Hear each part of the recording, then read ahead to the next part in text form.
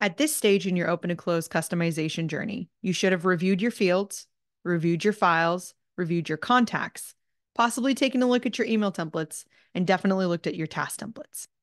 Let's go ahead and get into one of the most powerful tools in our system, our intake forms. We're going to navigate over to our 3-line icon.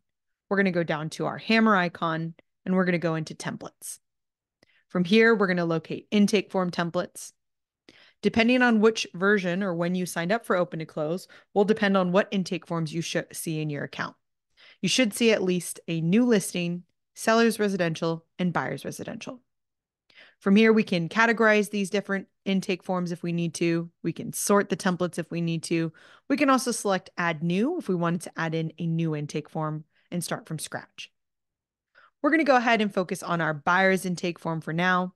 Here you can see the options to edit it. We have the options to clone it or delete it. We can also select secure form if we want to preview that particular intake form. Let's go ahead and select edit. When we open this page, it's going to open up on our fields page up at the top. You'll see that. Here we see the title of that intake form. Here you can add on font if you'd like any font to show up on that first page. These are going to display underneath the form title. Let's go ahead and scroll down. Up at the top, we can see those field groups. So this is a field group, field group, field group, field group. And below that, we'll see our field sections and the fields within them. Let's go ahead and focus on our fields for just a moment. What I want you to take notice with this first field is here I've got this little clear box. If I hover over it, I'm going to see agent field. What this means is this is the field that's going to show up on that intake form. All fields on the left-hand side of our field sections are going to be fields that show up on our intake form. All fields on our right-hand side are going to be fields that show up on our property once that intake form is submitted. If we need this TC fee status to show up on our intake form, we're going to select that button and change it to green. If we need to require that field to be filled out by our agent, we're going to select the button next to it and make sure it's red. If both of these are green and red, this is going to make this particular field required of our agent to fill out. It's going to show up on that intake form. It's going to require them to fill it out. On the opposite side, here we can see that the green button is already selected and the red button is already selected. We're going to want to make sure that our green button is always selected if we have this field selected. I'm going to go ahead and scroll down and go down to my earnest money held by. We're going to say that we want to add this field to our intake form. We also want to make sure we're requiring it of our agent. So we'll go ahead and select our green button to make it required. We'll select our red button to make it required. On the opposite side, we're going to select that internal field as well. By selecting the fields on this side, we're going to show that field on that intake form. And by selecting the green button on the right-hand side, we're going to say that we want this field to come onto our property. We're essentially saying we want this answer to this earnest money to show up on our property as well.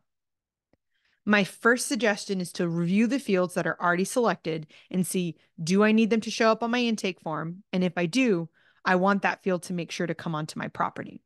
So here you can see we've got address selected. Some of these fields are unselectable. For example, address, we're going to want that to show up every single time. On the internal side, we're also going to want to make sure that those are selected. That way we know for sure that the address is populated on our property. Continuing to scroll down, you can see our property details, review the fields here. You'll see some fields like MLS number, year built, property type. Those are selected on the internal side only. Some of them are green and some of their green and red.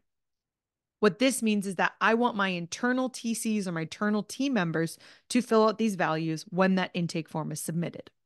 We'll take a peek of what that looks like once we get through the rest of our fields. Definitely go through and review the fields that you have here, selecting the ones that you need to be filled out every single time. What I want you to take notice is that I have some field sections, for example, my inspection details, that are not selected. The reason I don't have these selected is because I'm working off of my form conditions, which you're going to see in just a moment. Once you've made sure that all your fields are selected, we're going to scroll back up to the top. We can go through the other field groups as well by selecting on listing details, commission details. We can see our intake questions. And if we need to select archive fields, we can see those archive fields as well. Heading back to transaction details, we're just going to scroll to the top. And underneath our pages, under fields, we're going to select documents.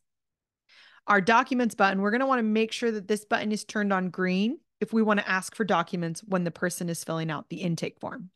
If it's this light white color, that means it's not going to ask for documents. We'll want to make sure to turn that on.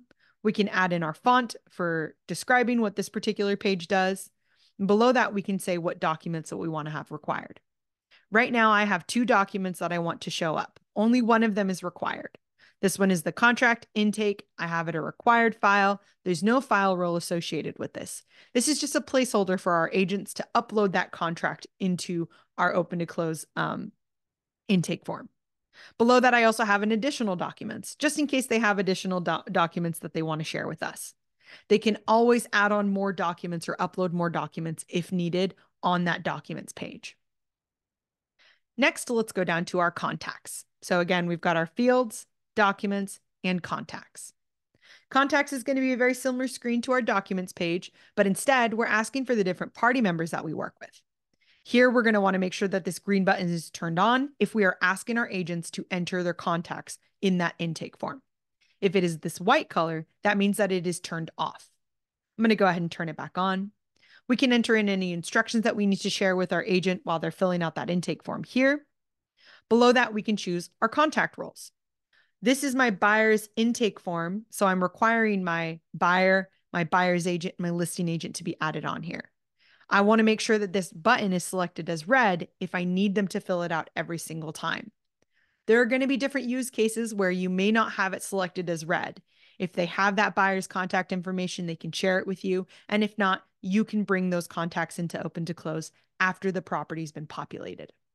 If you're a follow-up boss user, you can also import those contacts while you're filling out that intake form. The main things to keep in mind while you're doing this part of the review is I want you to think of the fields that you need to fill out every single time. What does your agent truly need to fill out every single time you fill out this intake form?